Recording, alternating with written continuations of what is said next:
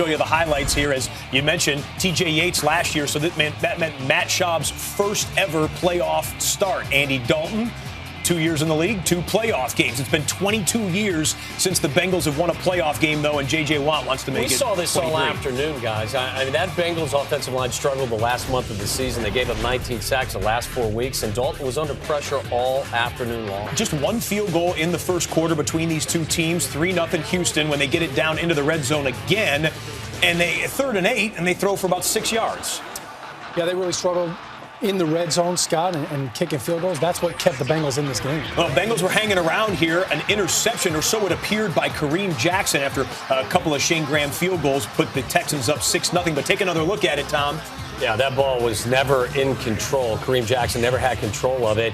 Andy Dalton was inaccurate today, especially on the deep ball, as you'll see as these highlights continue to roll on. -6 passing yards in Not the first good. half. That's not good. Passing yard. No, not good at all. But here's why they're hanging around, because the defense makes a play for Cincinnati. That was the biggest play of the game, really, and that put the Bengals back in chance, but they couldn't capitalize on it, Tom. They couldn't really do anything with it. Leon Hall intercepts Schaub and takes it back. Yeah, Schaub was late to deliver that football, and Leon Hall, a veteran. We saw this a couple weeks ago. He did the same thing against the Pittsburgh Steelers, but that certainly gave the Bengals a little bit of life. The Texans are completely outplaying Cincinnati, and yet the Bengals were up by a point. So calm down on the Houston sideline.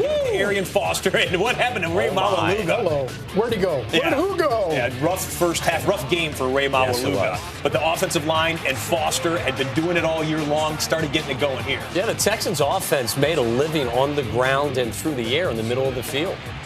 That was down to the Bengals 24. Ooh, Andre Johnson, though, just can't come up with this Matt Schaub pass here. Schaub knows missed opportunity. If the Texans are going to advance deep into the AFC postseason, plays like that have to be made. So stop me if you heard this one before. Another Shane Graham field goal, and it was 9-7. But Houston had the lead, and their defense try and make some plays.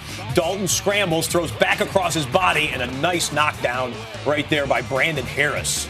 And once again, the common theme was the pressure that was applied to Andy Dalton. So they had to punt, and they do. And on the punt, you can see that's interference there, interfering with the man's right to catch the football. So a 15-yard penalty puts it into Cincinnati territory, and they take a shot to Andre Johnson. That's incomplete, but you saw a flag come in at the bottom of the screen. It was a route over the middle of the field that they get called for defensive holding. It extends the drive. Just hand it to Foster. He plows in, the leading touchdown scorer. They score a touchdown. Yeah, exactly. That was your one offensive touchdown in this entire football game.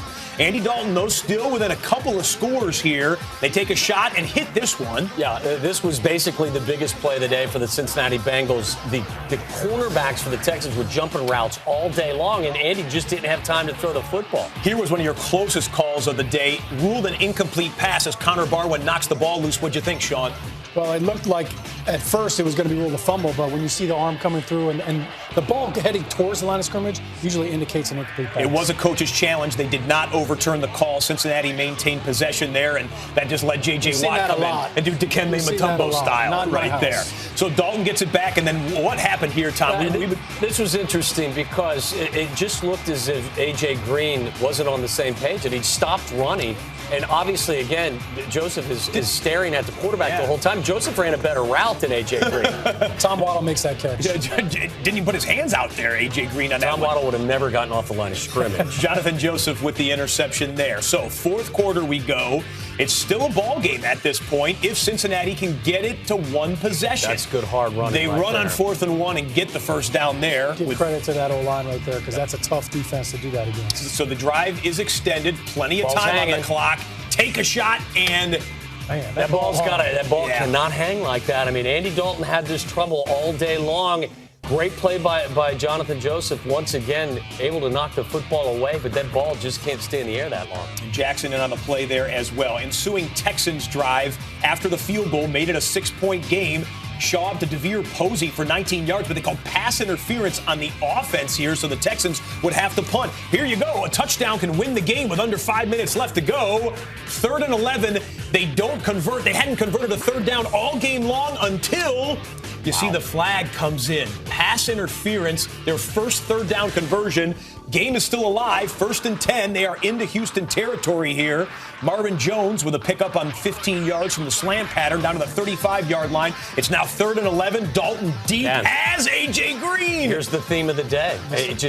You saw the one deep completion between Andy Dalton and A.J. Green, but we've seen several, Sean, that they just couldn't hook up. That was a touchdown. Missed opportunities. That was a touchdown, and they couldn't take the lead. So 4th and 11, and what are you doing throwing an 8-yard route on 4th and 11? Not to A.J. Green. If you're going to throw the football on 4th and 11, this may be your last offensive play of the season. I'm taking my chances with A.J. Green behind the first down marker. So they're trying to run the clock out, and they run play-action pass.